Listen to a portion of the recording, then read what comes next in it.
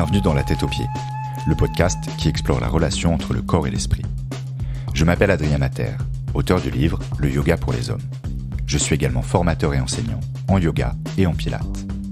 Seul ou avec mes invités, je vous donne rendez-vous chaque dimanche pour explorer la façon dont le travail du corps peut influencer de manière positive notre posture physique et mentale, nos relations, mais aussi la société dans son ensemble.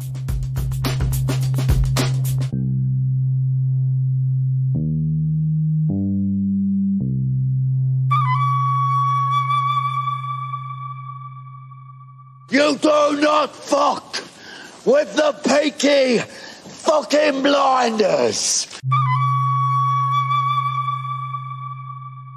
Vendredi 10 juin, la dernière saison de Peaky Blinders est sortie sur Netflix et j'ai eu envie de coller à l'actu. La dernière fois, dans la série Inspiration, je vous ai parlé d'Hannibal Lecter.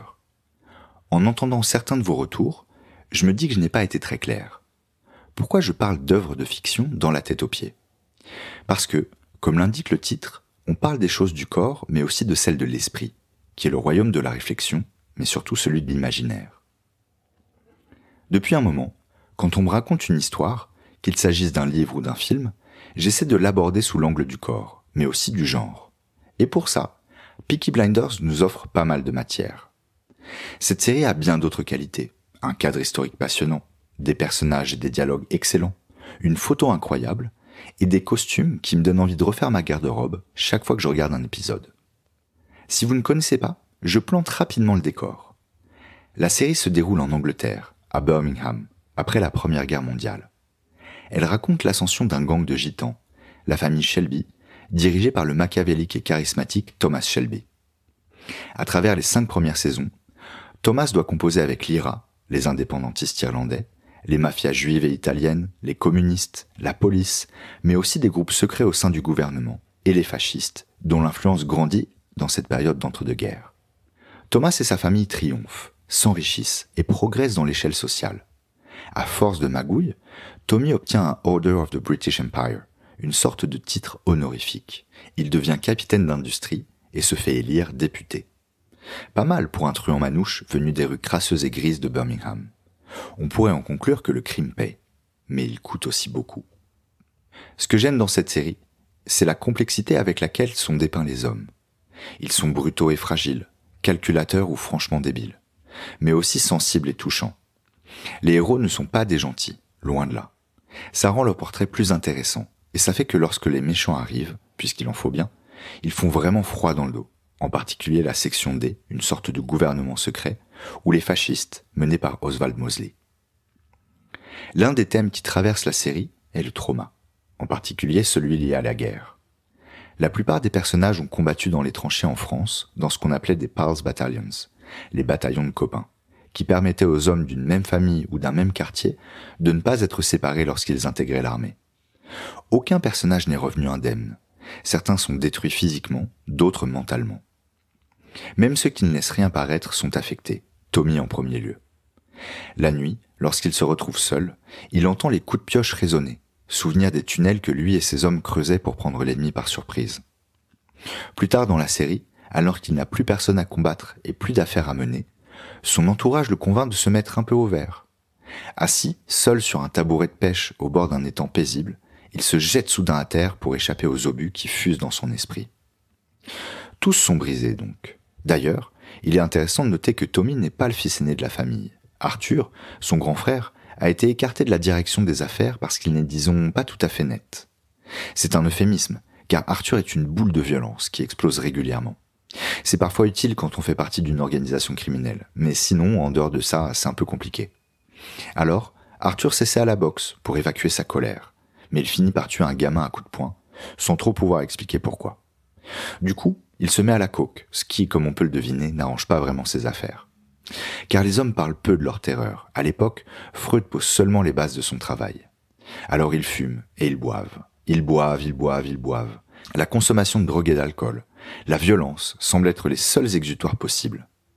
La tension et les soucis s'accumulent au fil des saisons, et Tommy finit par tremper ses tartines dans le whisky irlandais. Dans la première saison, son seul moyen de faire cesser les coups de pioche est de trouver le sommeil et de fumer de l'opium. Les membres de la famille Shelby semblent donc damnés. sauf qu'il y a l'amour.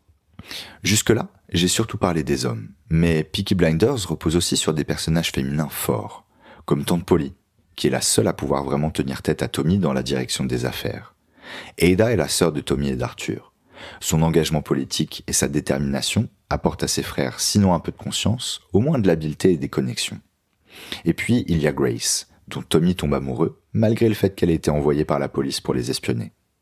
C'est elle qui lui permet de faire cesser les coups de pioche, lui donne envie de se ranger et de donner une dimension légale à ses affaires. Elle apporte un peu de lumière là où il y a tant d'ombre, jusqu'à ce qu'elle soit tuée. Tragique mais prévisible, sa mort donne lieu à un déchaînement de violence qui rapproche un peu plus les Shelby du précipice. Arthur essaie aussi de changer, de s'éloigner de la drogue et de la violence en se mariant avec une femme pieuse, à la morale stricte. Mais malgré ses efforts, il a du mal à échapper à ses démons et perd lui aussi son épouse, lassé de devoir lui tenir la bride. Malgré les errances des hommes, les femmes tiennent bon, se serrent les coudes. Lorsqu'elles étaient au front, elles ont tenu le pays. Même si la paix et les hommes sont revenus, elles n'entendent pas laisser la place qu'elles ont conquise. Les femmes du clan Shelby intriguent, négocient, tiennent les affaires, organisent des grèves du travail et du sexe. Elles s'illustrent par leur subtilité et leur détermination plus que par leur brutalité. Et bien souvent, elles sauvent la mise à leur mari, leur frère, leur fils ou leur neveu. Les hommes sont donc au centre de l'action, parce que, pris dans une spirale d'intrigue et de trahison, ils semblent incapables d'y échapper. Ils vivent dans un monde où les gentils finissent sous la semelle des brutes et des puissants. Alors, autant être la brute. Mais aussi parce qu'une fois qu'ils ne se battent plus, ils semblent démunis. La vie paisible est pour eux plus angoissante que le champ de bataille. Du coup, ils frappent, ils poignardent, ils flinguent, parfois avec regret, souvent avec plaisir. La sauvagerie les préserve, là où la douceur ne peut les guérir. Mais le combat forge aussi des liens qu'on ne peut dénouer. La camaraderie née dans les tranchées de la Somme persiste dans les rues de Birmingham. Le gang reste un bataillon de copains, une famille, malgré les trahisons et les déceptions. Même les ennemis sont parfois traités avec honneur et respect. À chaque fois qu'ils tuent ou mutilent, les Shelby perdent un peu de leur humanité. La violence n'est pas gratuite. Comme lorsque Tommy tend une embuscade à des mafieux qui ont juré de se venger. Il abat plusieurs d'entre eux avant de rejoindre son clan. Même s'il est sorti victorieux de l'escarmouche, que ça n'est pas la première fois qu'il tue, il est visiblement secoué. « Bois », lui dit Arthur, « bois avant que les tremblements arrivent », comme si ses mains allaient dire ce que sa bouche ne peut exprimer. Derrière ses airs impitoyables, Thomas Shelby reste humain. Peut-être lutte-t-il aussi pour sauver ce gentil garçon qu'il était avant que la guerre ne le ravage. C'est sûrement ce qu'il cherche à faire lorsqu'il se rapproche des fascistes pour mieux les détruire. Au fond de lui survit malgré tout un petit morceau d'idéal. Si l'histoire se déroule il y a un siècle, Peaky Blinders raconte l'histoire de femmes fortes et d'hommes brisés, tous en quête d'amour et de rédemption. Malgré l'inimitable accent broomy qui imprègne la plupart des dialogues, le langage est universel et a fait de la série un succès mondial, de Birmingham à Manille, de New York à Nairobi. La dernière saison nous dira s'ils s'en sortent, même si ça m'a l'air un peu mal barré. Merci d'avoir écouté La Tête aux Pieds. Si ça vous a plu, n'hésitez pas à laisser plein d'étoiles sur Apple Podcast, à me suivre sur les réseaux et à en parler autour de vous. Pour pratiquer avec moi, rendez-vous sur mon site adrienmater.com. Je vous donne rendez-vous dimanche prochain pour un nouvel épisode. En attendant, prenez soin de vous et bonne semaine.